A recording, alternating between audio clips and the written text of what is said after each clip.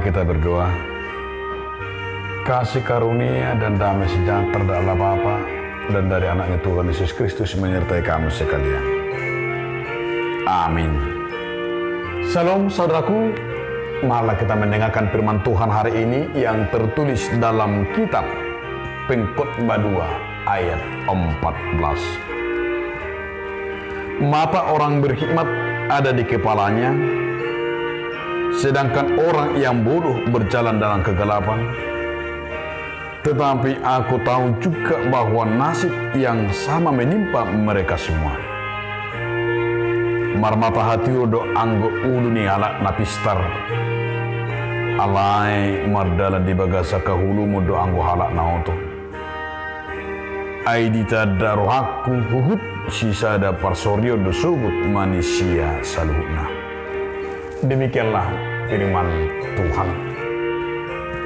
Saudara, di dalam nama Tuhan Yesus Kristus, judul renungan kita hari ini adalah berhikmat.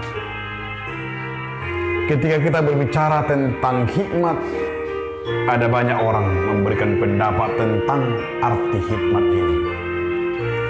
Artinya ada yang menganggap hikmat itu hanya milik orang-orang yang dekat dengan Tuhan. Padahal sejak kita masih kecil, orang tua kita sudah menasihati agar kita tidak sombong. Walaupun kita memiliki prestasi, walaupun kita berhasil, walaupun kita pintar, dan juga bisa mencari orang yang hebat dalam satu kompetisi yang kita miliki, termasuk karunia-karunia. Sebab itu adalah bersumber dari Tuhan.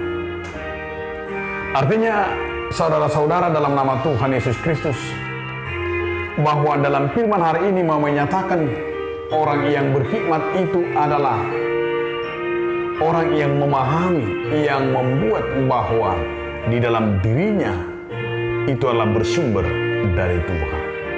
Hikmat itu yang dikatakan oleh pengkhotbah ini seperti yang dialami oleh Raja Salomo, di mana kita lihat di dalam 1 Raja 3 ayat 9, di mana ia berkata, berikanlah aku hambamu ini hati yang paham, hati yang berhikmat, yang menimbang perkara untuk menghakimi umatmu, dengan membedakan antara yang baik dan yang jahat, sebab menilai dan yang menghakimi umatmu yang sangat besar ini, di mana ia memaparkan harus dengan bersumber hikmat dari Tuhan.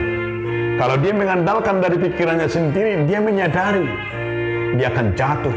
Dan itu yang dikatakan oleh pengkhotbah, bahwa pengkhotbah menceritakan itu sebuah keburukan jika kita hanya mengandalkan pikiran kita sendiri.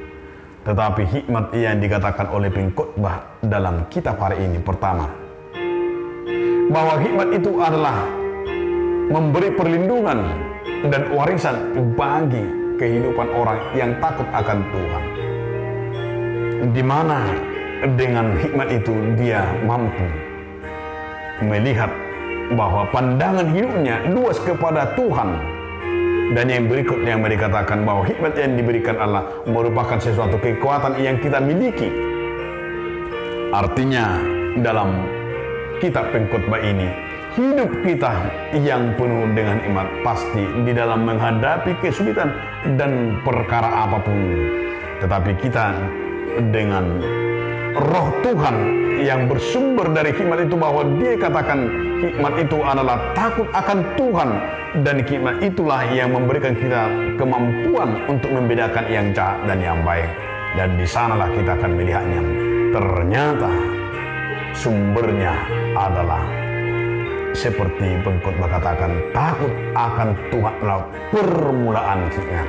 Takut akan Tuhan adalah permulaan kita melihat segala rencana Tuhan.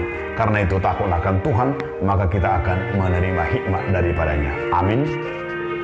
Terima kasih Tuhan atas firman-Mu yang mengingat kami agar kami orang yang berhikmat.